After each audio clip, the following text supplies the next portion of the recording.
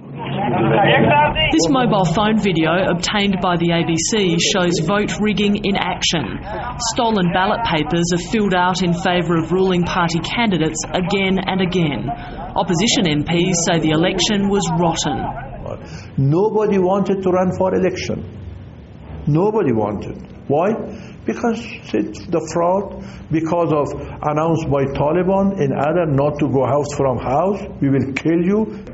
Retired General Nurul Haq Ulumi says some ballot boxes were stuffed with fake votes the day before the election.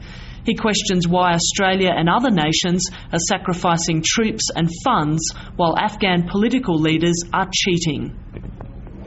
What for? The insurgency grew up during this 9 years in my country because of an implementation of law and corruption because of my government. Experienced electoral observers are shocked by the latest video, which was filmed on election day at Spin Bolduc in eastern Kandahar. Unfortunately, we had similar allegations of this last year in that region as well, which is upsetting. Millions of excess voter registration cards and ballot papers are in circulation. No one really knows the number of voters because there hasn't been a census. That's left the way open for widespread vote rigging and deep frustration. Very frustrating given the amount of time, effort, money and lives that the international community has invested into Afghanistan. It's very troubling. Last year's presidential election was hit by industrial-scale electoral fraud.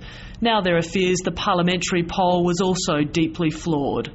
It's still not clear how much vote rigging took place on election day. The Electoral Complaints Commission will now go through thousands of submissions from candidates and pro-democracy groups over the next month.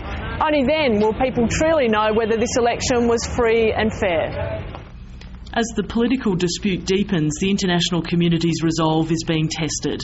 2010 has now become the deadliest year for foreign forces since the war began 9 years ago. Civilians and soldiers are paying an increasing price for Afghanistan's fragile democracy. Sally Sara, ABC News, Kabul.